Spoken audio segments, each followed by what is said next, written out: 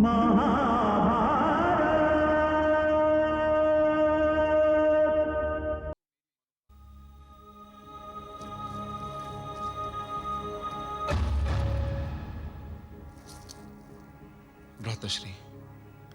आप तो मेरी मनोकामना से भली भांति परिचित हैं। आप तो जानते हैं कि मेरे मन की अभिलाषा क्या है, परंतु चाहते हुए भी मैं अपनी मनोकामना को पूरी नहीं कर सका। भ्राताश्री, मेरा मार्गदर्शन कीजिए, मेरी सहायता कीजिए। भाई की मूर्ति पूजा करके तुम्हारे मन को तो शांति मिल सकती है अनुशाल्व, पर उसकी आत्मा को शांति कभी नहीं मिलेगी। शाल्व की आत्मा को शांति तभी मिलेगी जब तुम वासुदेव से अपने भ्राताश्री की हत्या का बदला लोगे। मैं जानता हूं मामाश्री, किंतु मैं कर ही क्या सकता हूं? कर तो वही सकते हैं जिनके अंदर कुछ करने की कामना हो, पर तुम्हारी कामना तो मर चुकी है, मर चुकी है। तुमने अब तक वासुदेव से प्रतिशोध लेने के लिए किया ही क्या है? मामाश्री, आप तो जानते हैं कि वासुदेव कितने शक्तिशाली हैं। उनसे टक्कर लेने के लिए मैं बल कहां से लेकर आऊं? कहां से लेकर आऊं? ठीक कहते हो, तुम्हारे पास बल तो क्या, वासुदेव से टक्कर लेने का मनोबल तक नहीं है। और मनोबल हो कैसे भांजे? मनोबल तो उनके पास होता है जो अपने अपमान को याद रखते हैं, जिनके हृदय के अंदर अनादर की अग्नि निरंतर ज्वलित रहती है। वो उस समय तक चैन का श्वास नहीं लेते जब तक अपने अपमान का बदला चुका न लें।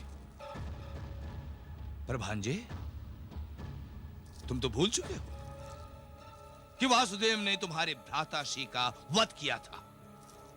तुम तो यह भी भूल चुके हो कि रुक्मणी विवाह के समय शिशुपाल की मित्रता में तुम्हारे भ्राताश्री ने अपने प्राण गंवाए। कुछ नहीं भूला हूं मैं मामाश्री, कुछ नहीं। कैसे भूल सकता हूं मैं अपने भाई का वध? कैसे भूल सकता हूं मैं? तो फिर यह प्रतिशोध की अग्नि ठंडी कैसे पड़ गई भांजे? तुम क्या समझते हो, मूर्ति पूजा मात्र से वासुदेव का सर्वनाश कर पाओगे? नहीं मामाश्री, किंतु आवेश में आकर और अपनी शक्ति का अनुमान लगाए बिना एक महाशक्तिशाली शत्रु के साथ भिड़ जाना आत्महत्या सिद्ध होगी। अब तो जानते हैं कि वासुदेव क्या हैं और कौन हैं। मैं अच्छी तरह जानता हूं कि वो कौन है और क्या है। वो छलिया है, छलिया। और उसे जीतने के लिए शक्ति की नहीं, छल की आवश्यकता है। और अब उसे जीतने का समय आ गया है भांजे। जीतने का समय आ गया है, परंतु वो कैसे मामाश्री? धर्मराज युधिष्ठिर अश्वमेध यज्ञ कर रहे हैं ना? हां, जानता हूं। और यह भी जानता हूं कि इस यज्ञ में बहुत से राजनरेश भाग ले रहे हैं, परंतु उन लोगों ने हमें बुलाया तक नहीं। युधिष्ठिर ने इस यज्ञ में भाग लेने के लिए केवल बुद्धिमान राजाओं को आमंत्रित किया है, मूर्खों को नहीं। और तुम तो इतने मूर्ख हो कि तुम तो पूरी बात सुनने का कष्ट भी नहीं करते।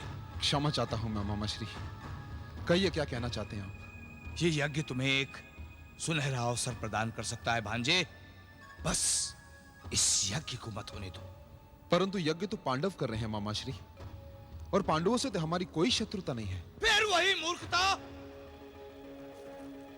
मैं तो कहता हूं, सुई की नोक से हाथी पार हो सकता है, पर तुम्हारे इस मस्तिष्क से बुद्धिमता की कोई बात पार नहीं हो सकती।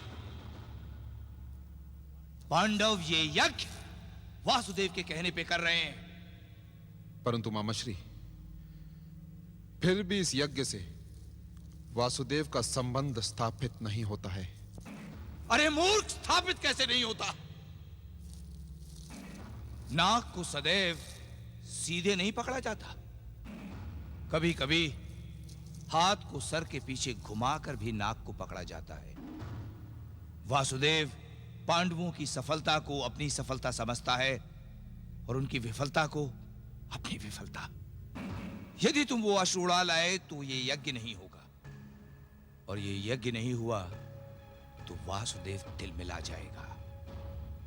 बस तुम किसी तरह ये अश्व पार करवा दो, फिर देखो क्या होता है। और यदि क्रोध में आकर पांडवों ने आक्रमण कर दिया तो? मेरे पास तो इतनी सेना भी नहीं है कि मैं उनका सामना कर सकूं। भांजे, वो आक्रमण नहीं करेंगे। प्रकृति ने तुम्हारे लिए एक ऐसे कवच का प्रबंध कर दिया है जिसे देखकर वो आक्रमण तो क्या, आक्रमण करने का साहस भी नहीं करेंगे। कवच? कैसा कवच मामाश्री? मेरी यह समझ में नहीं आ रहा है कि आज आप ऐसी बातें क्यों कर रहे हैं। कहीं वृद्ध अवस्था में आकर आपकी बुद्धि तो भ्रष्ट नहीं हो गई? भांजे, बुद्धि उसी की भ्रष्ट होती है जिसके पास होती है। तेरे पास तो बुद्धि है नहीं जो भ्रष्ट होगी। अरे मूर्ख, कल प्रातः पांडव परिवार की ज्येष्ठ वधु कर्ण पत्नी पद्मावती श्याम कर्ण अश्व की पूजा करने जाएगी। कर्ण के वध के पश्चाताप ने पद्मावती की महत्ता को बहुत बढ़ा दिया है। श्याम कर्ण अश्व तेरा अस्त्र होगा और पद्मावती तेरा कवच। भांजे, अभी भी समझ में आया या नहीं? समझ गया मामाश्री, अच्छी तरह से समझ गया। इतने बुद्धिमान मामा का भांजा इतना मूर्ख नहीं हो सकता। वास्तव में मामाश्री, आपका नाम उपद्रव बहुत सोच समझ कर रखा गया था। यथा नाम तथा गुण।